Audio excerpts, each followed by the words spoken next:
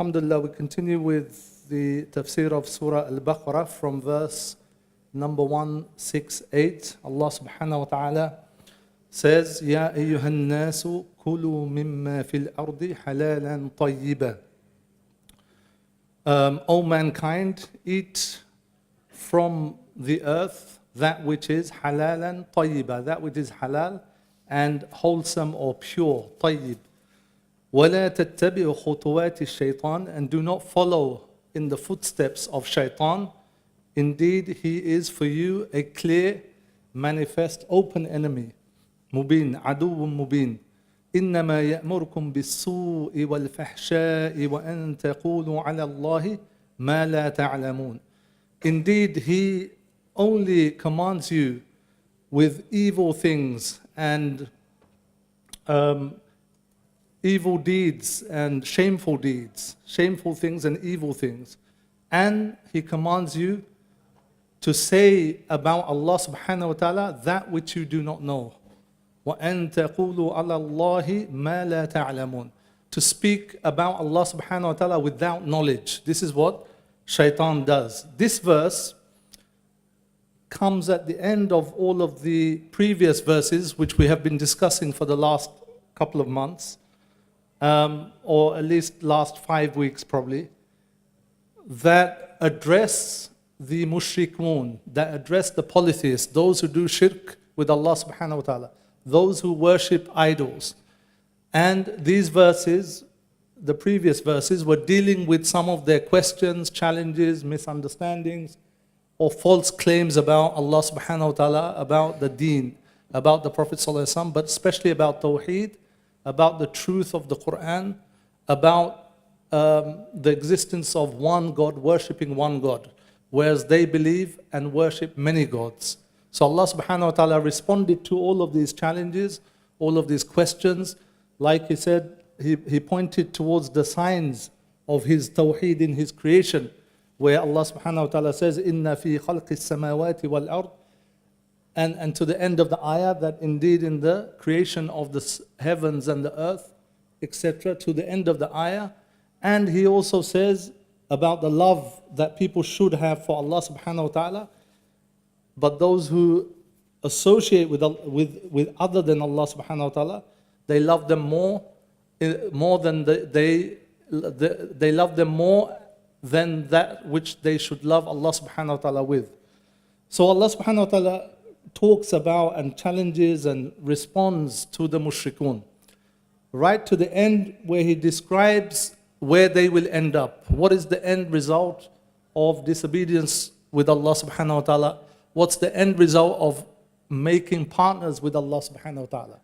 Committing shirk with Allah subhanahu wa ta'ala, worshipping other idols. What is the end result? Allah subhanahu wa ta'ala in the previous, just 1 or 2 verses before that, he talks about when they will see the adhab, the punishment on the day of judgment, and they will be quarreling with each other. Those who followed the leaders will say, you know, we had nothing to do with them. They will distance themselves from their followers. And the followers will say, if we had another chance to go back to the dunya, we would have turned away from these leaders. We would have turned away from them as they are turning away from us today.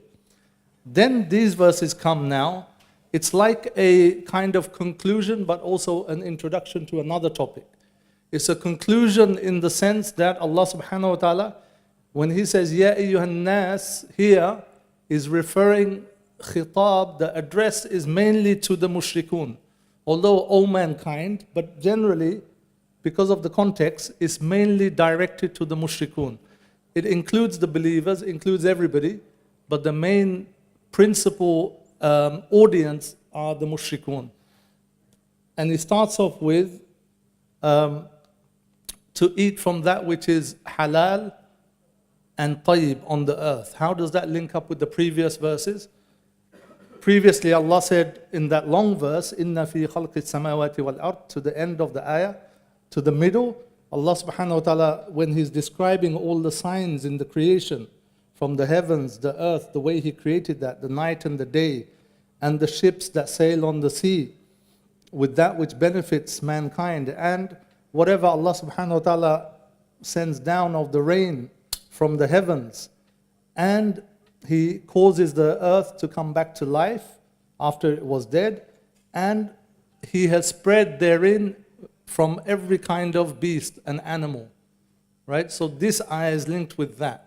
It's a more detail now. What to eat of these animals, what is halal, what is pure. Allah subhanahu wa ta'ala is commanding that these are from His signs, these animals that He's given, along with the creation of the day and night, the heavens and the earth, the water that comes down, the rain. All of these are His signs that point to the fact that Allah subhanahu wa ta'ala is one. But now Allah subhanahu wa ta'ala, this verse is like a conclusion to those verses, but it's an introduction to more details of Sharia which will come later about food and drink, etc. So Allah subhanahu wa ta'ala here says, eat whatever is from the earth that is halal and tayyib. Whatever includes everything on the earth. Eat from kulu mimma fil ard. The first part of the sentence is kulu mimma fil ard. It means eat whatever there is from the earth. But then there's the restriction, meaning eat whatever is from the earth that is halal and tayyib. Halal and tayyib. So this excludes everything that is haram and opposite of tayyib. Everything that is haram and impure, it's excluded from this verse. So halal and tayyib are two states or conditions of the food. So Allah subhanahu wa ta'ala used two words, halal and tayyib. And there's some confusion about these words, the way it's used these days. There's different opinions, etc. What does Allah subhanahu wa ta'ala mean by this? What is it meant to mean? Halal is, the first word is referring to the hukum of the Sharia. It's just a hukum. What is halal? We know what is halal. It's what's mentioned in the Qur'an, is what's mentioned in the Sunnah, that is halal. And that which has been, if it's meat, it's what has been slaughtered in the Sharia way. That becomes halal. So it's a technical term of food and drinks and animals that have been slaughtered properly. Halal slaughtered animals in the prescribed way. Then tayyib is that which is good, that which is pure, that which is wholesome. This is how the word is often translated. But it's also more than that. It's what in the original state a normal person whose taste, whose faculties of judgment and reason and his taste has not been corrupted. That person, when he sees this item, he or she will think this is something beneficial to eat, this is something pure, this is something good. It's a natural, what the natural person whose senses have not been corrupted, right? A normal person with his intellect and faculties intact and his taste intact would deem good and pure. This is also tayyib. So the second word, tayyib, indicates towards the halal, indicates the reason why something is halal. So the scholar said, the reason why these things are halal, apart from because Allah subhanahu wa ta'ala said they're halal, but why did Allah subhanahu wa ta'ala say these things are halal and this one or two things is haram? Why? The answer is in the word tayyib. In other words, these are halal because they are tayyib. These things are halal, these food, these type of animals, these type of drinks, these are halal. Why? Because they are tayyib. What is tayyib? Tayyib is anything pure, wholesome, good. But also, like I said, that what people ordinarily would think these things are good to eat. They're beneficial, they're nutritious. They don't cause any harm to the body or to the spirit, to the soul or the body. There's no physical harm. Obviously, every food eaten in excess causes harm. Every food has some little bit harm, but the major part of it is beneficial. So anything in that category that is tayyib, that is good, that is wholesome, is halal. In other words, Allah is saying that eat from that which is halal and tayyib. Tayyib is the reason why it's halal. This is what some of the scholars said as an explanation. Because Allah subhanahu, and this is another ni'mah of Allah subhanahu wa ta'ala, all these good things, most food is halal. There's only few things that is haram. But most things which are wholesome, which are good, which naturally when you see it, you'd want to eat it. You know there's benefit in it. It's nutritious. It's good for you. Those things Allah subhanahu wa ta'ala didn't want to deprive His servants, His slaves, from the benefit of those foods and drinks. That's why He's made it halal. So this is a blessing. It's a ni'mah from Allah subhanahu wa ta'ala.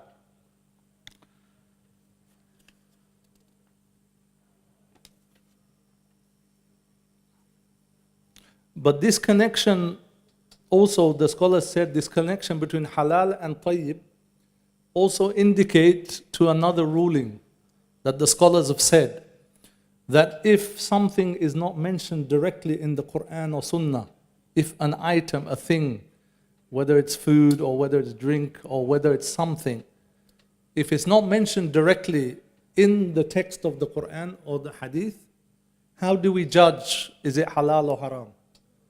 They said, going on this verse and the principle from this verse that it indicates, they said if it's something beneficial, generally something good, wholesome, beneficial, its original ruling is permissibility, is halal. If something is harmful, it brings about harm, it's impure, then that thing's original ruling is that it's haram. We're talking about things which are not mentioned in the Qur'an and Sunnah. We're not saying, if something's already mentioned in the Qur'an or Hadith, clearly, then you can't go on this judgment, oh, this is good, then it should be halal, not haram. We're talking about things which are not mentioned directly in the text of the Qur'an or the Hadith. So the scholar said this is another principle in those things which are not mentioned in the Qur'an, not in the Hadith. Generally, its asl is that whatever is good and beneficial, which is tayyib, it's wholesome, it's pure, its original ruling is halal. And the opposite with something which is impure, harmful, etc.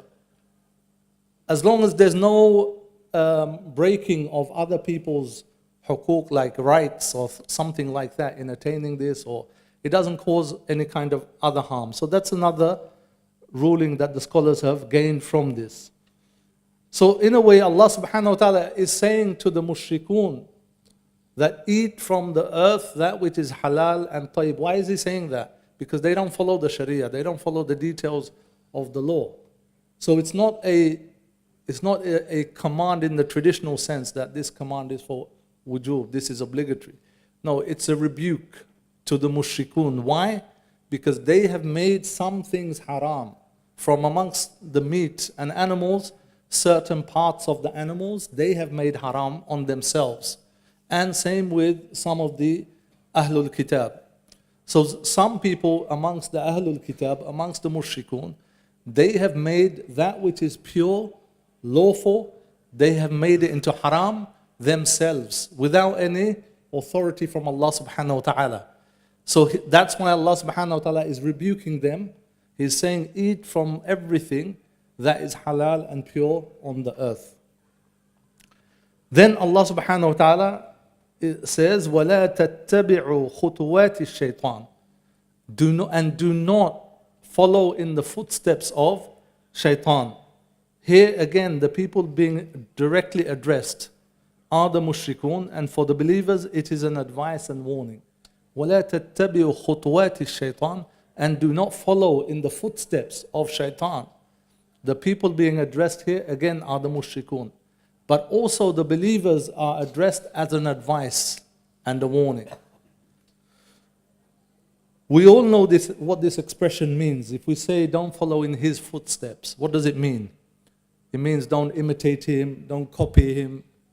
What it meant, what this expression meant, or where it comes from for the Arabs, is when they used to be in a caravan in the desert, traveling from one place to another with camels or whatever means of transport they had. If someone was left behind from that caravan, someone was lost, how would they catch up with the caravan? They would follow the footsteps of the camels or horses or of whatever they were using as vehicles. So they would follow in those footsteps. Why? To reach the destination. The same destination as the caravan that they were following. So this is where their expression comes from, to follow in the footsteps. And similarly here, Allah subhanahu wa ta'ala is saying, وَلَا تَتَّبِعُوا خُطُوَاتِ الشَّيْطَانِ, meaning we all know literally where his footsteps end up in. Where does he end up in? Where's his destination? Shaitan's destination is the hellfire. وَلَا تَتَّبِعُوا خُطُوَاتِ الشَّيْطَانِ literally means do not follow in the footsteps of shaitan. Just like the caravan is going somewhere and the person lost follows the footsteps. Why? To reach their common joint destination. Allah is warning us not to follow the footsteps of shaitan. Why? Because we will end up in the destination, the eternal destination of shaitan, which is in the hellfire. This is where his imitating him, copying him, following him, obeying him, and following in his footsteps will lead us to that destination, which is the hellfire. That is where shaitan is heading. So Allah subhanahu wa ta'ala clearly warns us not to do that.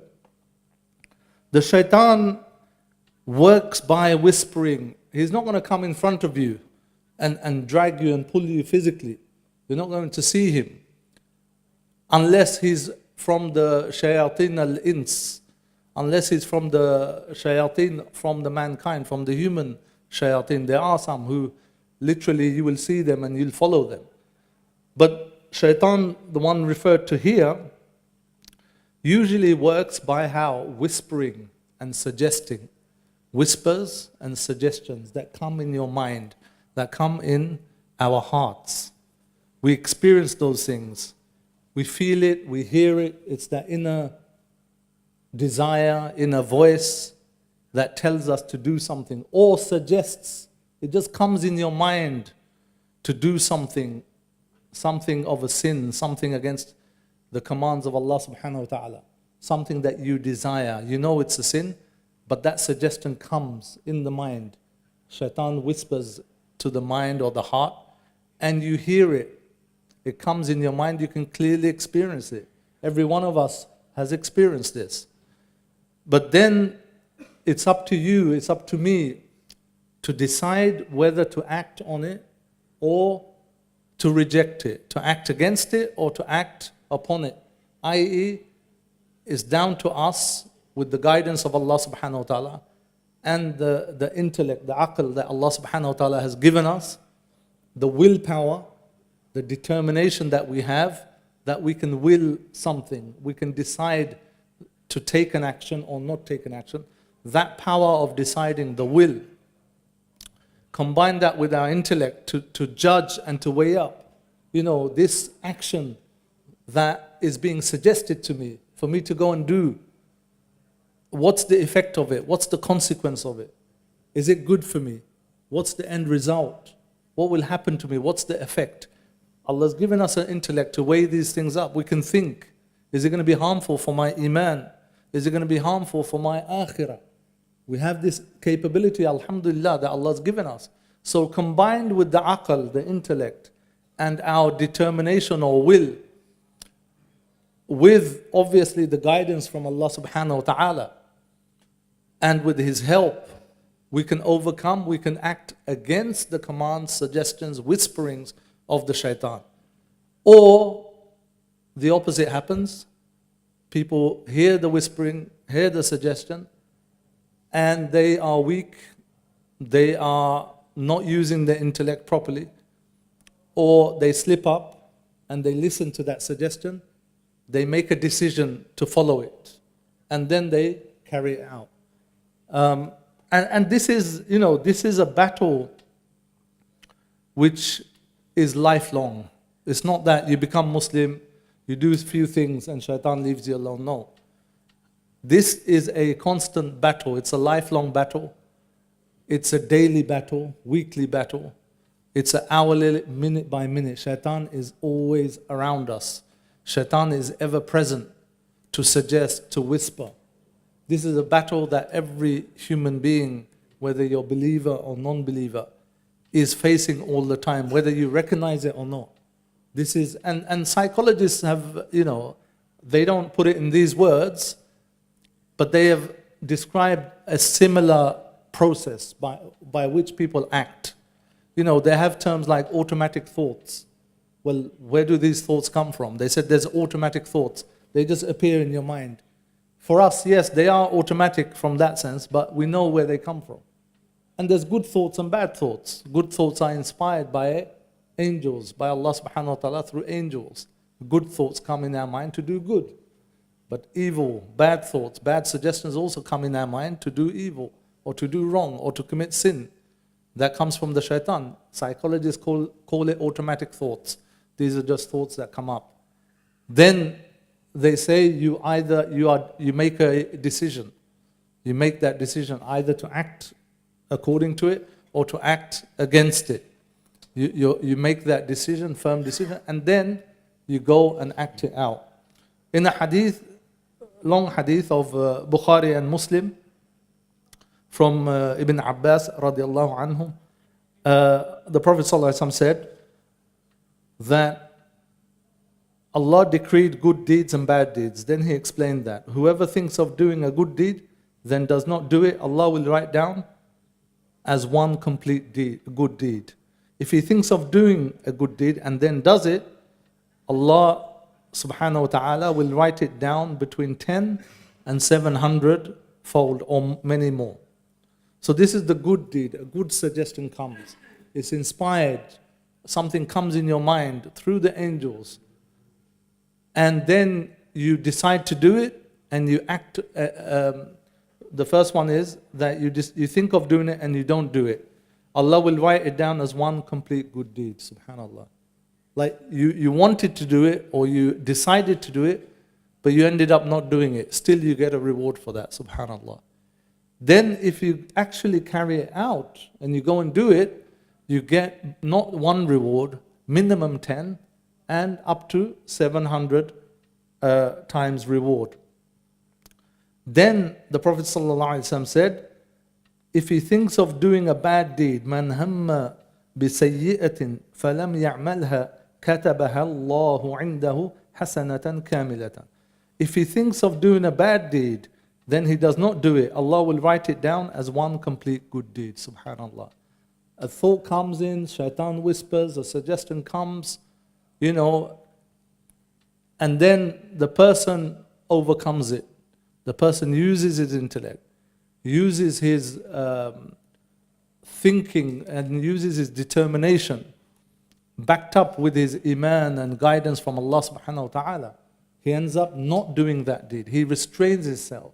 He controls or she controls herself.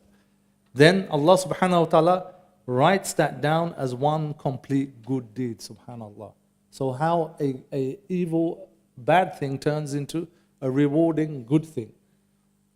And if he thinks of doing it, and then he does it, Allah will write it down as one bad deed. So subhanallah, 4 states, all right? In the first 3 states, you get reward. The first one, you get 1 reward for thinking of doing a good deed and you didn't do it. The second one, you get 10 rewards up to 700 for thinking a good deed and then implementing it. The third one, you get 1 good reward for thinking a bad deed and then overcoming it, restraining yourself, battling it, stopping yourself from doing it, you get 1 good deed. And only on the last one, where you think of something bad and then you actually go and carry it out, that becomes 1 bad deed. See the mercy of Allah subhanahu wa ta'ala. But this is where shaitan comes in. Shaitan is ever whispering, is ever suggesting to do bad deeds. This is how he comes. وَلَا تَتَّبِعُوا خُطُوَاتِ الشَّيْطَانِ. And shaitan, he doesn't come in one form or, he comes in so many shapes and guises, so many tricks. For people who are not connected to Iman, to Qur'an, to Allah subhanahu wa ta'ala, he uses different tactics. For them it's easy. For shaitan it's easy to misguide them, to make them commit shirk, commit the biggest crimes, commit sin, to follow his footstep in a way, it's very easy for shaitan to do that. There's nothing stopping them. There's nothing for self-restraint, or there's nothing to guide them in that sense. With the believers, even if he can't, obviously he's very successful in making many Muslims commit haram things. Very successful. He suggests, and by the way, he has no power to make us do an evil act. This is very clear in the Qur'an. He says to Allah subhanahu wa ta'ala says that you have no power of my purely intended, those who are sincere, over my sincere slaves. You have no power over my sincere slave. And he will say on the day of judgment, I didn't make them do anything, I just called them, I just suggested, I just whispered.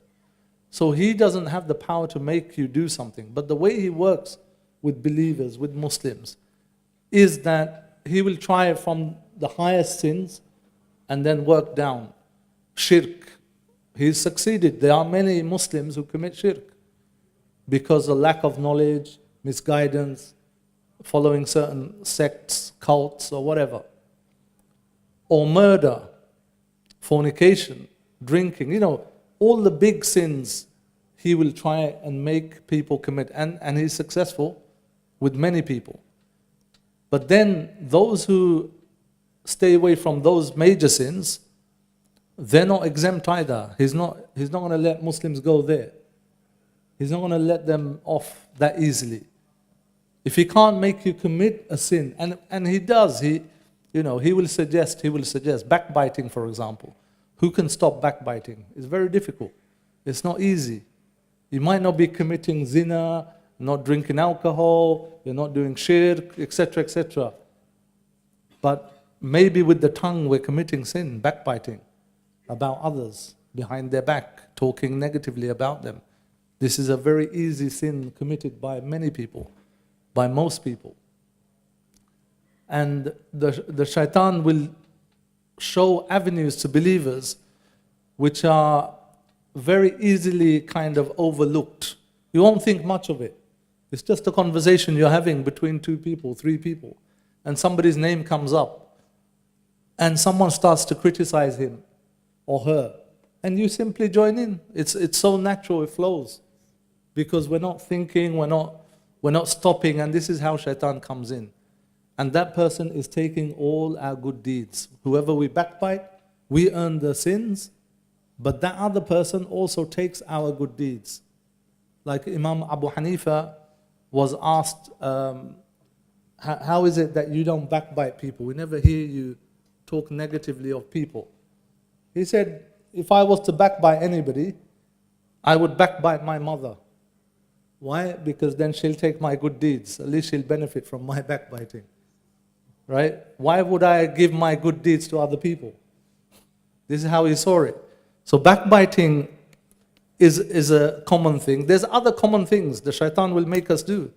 He will come in many guises. And if he can't do that, he will occupy you with things which are less rewarding. So there are 3 options of, say, you've got an hour to spend in some kind of ibadah. And there's 2, 3 options. One is more rewarding, one is less, and one is even less. He'll make you do the less rewardful thing. He'll make you think this is better now, but actually it's less rewarding. So either he will make you commit sins, or he will reduce the rewards that you are able to gain. And there's many levels. It's so subtle. It is so subtle. It is so nuanced. It is so undetectable. That's why Allah subhanahu wa ta'ala said, everybody knows shaitan is, at the end of the verse, he's an open, clear, manifest enemy unto you. It's very clear, but the problem is because we don't see him. We know anybody who mentions shaitan, the devil, Iblis, we know that he's an enemy. We know that. But because we can't see him, he's not physically in front of us, we neglect, we fall, we slip, we don't realize, we're not aware. This is what happens. Then Allah subhanahu wa ta'ala says, إِنَّهُ لَكُمْ عَدُوٌّ مُبِينٌ. This is where it says, indeed, certainly, he is a clear, open enemy to you. And this is, it's so true and it's so well known amongst people. He is a clear, open enemy. And what I mentioned is that he comes in subtle ways. And with non-believers, with people who haven't got the guidance of revelation, guidance from Allah subhanahu wa ta'ala, there are people who actually take him as a close friend. As Allah subhanahu wa ta'ala says in the Qur'an, in Surah An-Nisa, وَمَن يَتَّخِذُ الشَّيْطَانَ وَلِيًّا مِن دُونِ اللَّهِ فَقَدْ خَسِرَ خُسْرَانًا مُبِينًا. That whoever takes the shaitan as a wali, how can, Allah subhanahu wa ta'ala, He just described him as adu, enemy.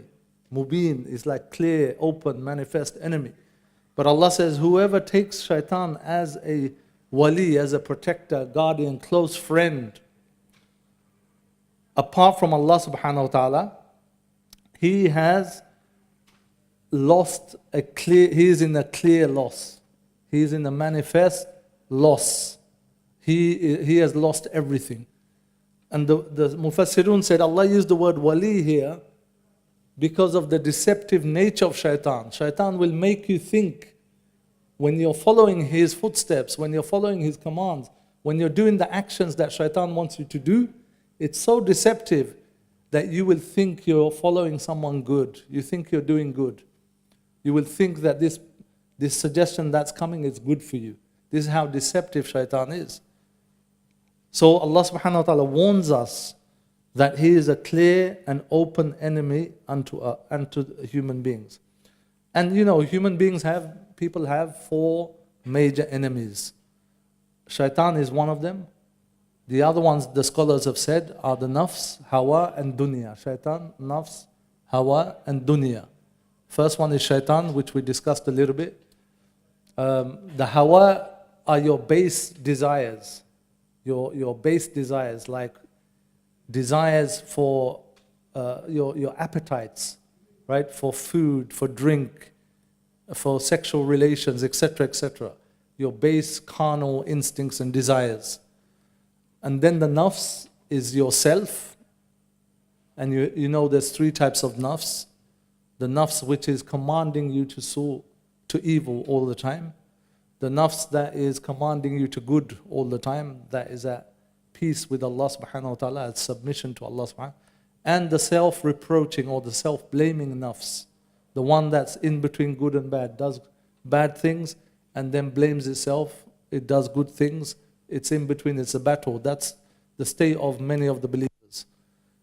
And the 4th enemy is the dunya itself, the fleet, not the whole dunya, not everything in the dunya, but the transient nature of the fleeting world, the life of this world, the attractions of this world, how we can forget the akhirah because of the dunya, the demands of this world, the attractions that are never satisfied, the wealth, the fame, the money, the power, the positions, every material gain that is in the dunya.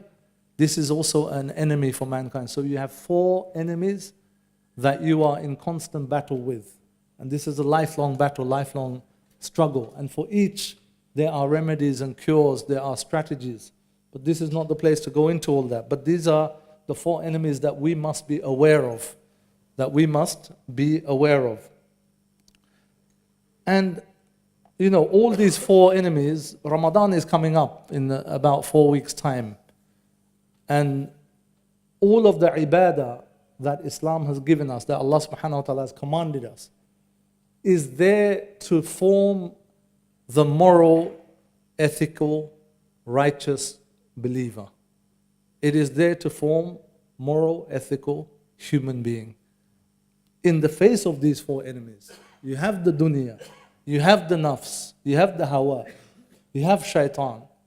These are all forces trying to destroy you, trying to make right into wrong, trying to give you values in life which are upside down, trying to divert you from the straight path, trying to lead you to a destination of regret, of loss, of fire.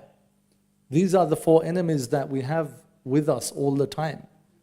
And the ibadat, the system of Islam, the reason why we have to pray 5 times a day, the reason why we have to pay zakat, the reason why we go on Hajj, the reason why there's Ramadan, fasting, most of these ibadat are designed to create, to train, to culture, to nurture a strong human being who's in control of his or herself, who is aware of his nafs, of her nafs and hawa, and aware of the dunya, aware of shaitan. This is the goal, the objective of Islam. It's not simply a list of rituals you do. There is a purpose, there is a reason, there is a wisdom behind this structured life. And not only that, one of the main lessons of today's verse to do with the halal and haram. If you're not following that which Allah subhanahu wa ta'ala has made halal and that which Allah subhanahu wa ta'ala has made haram, then by implication of the verse, why is Allah saying don't follow the footstep of the shaitan? Is if you're not following the halal that Allah made halal or the haram that Allah made haram, then by extension you are following in the footsteps of shaitan. You are simply following in the footsteps of shaitan. And in this today's world, we live in a society, in a world, in a time where our values are being challenged, especially those things that Islam tells us this is haram, whatever it may be. Whether it's drugs, whether it's alcohol, whether it's zina, whether it's certain types of relationships, whatever it may be, these things are haram in our deen, according to Islam, according to Sharia. But these things will be challenged by the wider society. Why is Islam so backward? Astaghfirullah. Why is Islam so stuck in the Middle Ages? Why is it so rigid? Why can't it be progressive? Why can't it change? These things you say is prohibited, is haram, is sinful, but it's the norm today. Why can't people have a free choice in terms of their lifestyles, in terms of what they eat and drink? This will be challenged. You'll be made to look backward. You'll be made to look odd. You'll be made to look as though you don't belong to this society. Why? Because your values, your ethical standards will be challenged. They will be challenged because once you lose the ethical standards of what is right and wrong, what is good and bad, what is beneficial to mankind and what is harmful, once you lose those values, you lose that framework, then you are it's like being in the middle of the ocean in a stormy night. Your ship will sail whichever way the wind takes you. Your values, your ethical values will have nothing fixed. Everything is up for change. As long as people think it's okay, 20 years ago this thing was haram according to the society's laws. It was not allowed, it was frowned upon, it was looked down upon, it was seen as something bad. Today this thing, all of a sudden, it's become normal. It's become good. It's become a choice. It's become okay. Why? Because there's no fixed standard to measure what is right, what is wrong, what is good, what is bad. There's no standard. Whereas Islam, we have that standard. We have a fixed, by and large, a fixed ethical standard, a fixed system of values, which do not just change over time, do not just change because a certain group of people want or desire this to change. No, ethical values remain the same throughout time and throughout geographical locations, throughout societies and communities. So it's very important that we understand, first of all, that these commands, these ethical values of halal, haram, come from Allah subhanahu wa ta'ala, who is perfect, who is wise. It's important we understand this as a Muslim community so that we can be confident. We can defend our stance. We can defend why we think this thing is wrong. It's not just blind faith. Allah said it's wrong, it's wrong. Yes, that is a starting point. But Allah said many things are wrong and haram, and He's given you reason why they're haram. that you can understand and you can make others understand. You can teach them, you can show them the reason, the wisdom, the logic behind why something is haram. Because people are mixing things. They think something is legally allowed, therefore this must be good. If something is legally allowed and you as a Muslim say, well, it's haram in my religion, but in the British law it's legally allowed, they will treat you as though, because it's allowed legally, you should praise it, promote it, and say it's good. What they don't understand is something legal has nothing to do with whether it's good or bad. Something is a fact of law, is nothing to do with its ethical value, whether it's good or bad, ethically. I'll give you a clear example. Cigarettes, perfectly legal, right? Even promoted for many years. Cigarettes, nothing wrong. People were smoking, it was common, normal. It's still permissible legally, but why is it banned in public offices, in council offices, government buildings, in restaurants, in basically public spaces where people go outside in the public, in shops, restaurants, in public buildings? Why is it banned?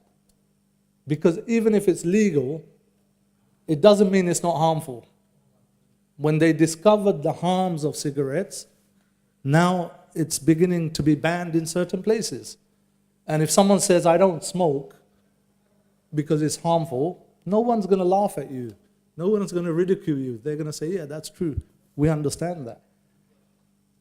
But when it comes to, take alcohol, same thing. The harms of alcohol are very well established. They're very well known. Similarly, most things which are prohibited in Islam, its harms are very, very clear to see. They are there in society. The data, the results of acting in this manner, which goes against something which is clearly haram in Sharia, you will see the results of it in society. The problem with us is we have not been able to articulate Sharia in that way. We haven't been able to articulate halal and haram in that way.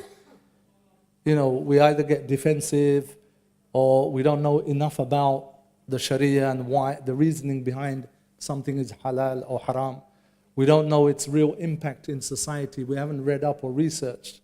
Everything, I guarantee you, especially socially, things which are made haram, whether it's food, drink, or relations, you go and check its results, it's negative, it's harmful, it's detrimental to individuals and societies. So this is very important, and this is a big lesson from this verse about following those things which Allah has made halal and tayyib, and not following its opposite. So we as Muslims in this country, in the societies we're living in, first of all, we need to have a solid, confident understanding of our laws, of our Sharia, of our values, and that those values and those laws are closely tied with harm and benefit. It's not something of a mystery that we can't understand. No, these things, apart from a few things which are purely ibadah, ritual worship, even there you can understand the benefits. But apart from those things, most things, the wisdom behind something becoming haram is understood. It's in the text, or there's indications in the text, or the scholars have discovered the reasons, and is closely linked to harm, detriment, and benefit, the welfare, the interest of the individual, the family, and the society. And this is how we need to present our ethical system, our Sharia. This is what will make sense to our own community, our younger generation, and it will make sense to even those who don't follow, who don't agree with your system. But at least it will make sense to them. At least they can understand why you're following this. So we have a duty to study and to understand, to learn, and to be able to articulate this to others as well as to ourselves. We'll stop here, inshallah, for today and continue with the next verses next week, inshallah. Jazakumullah khairan.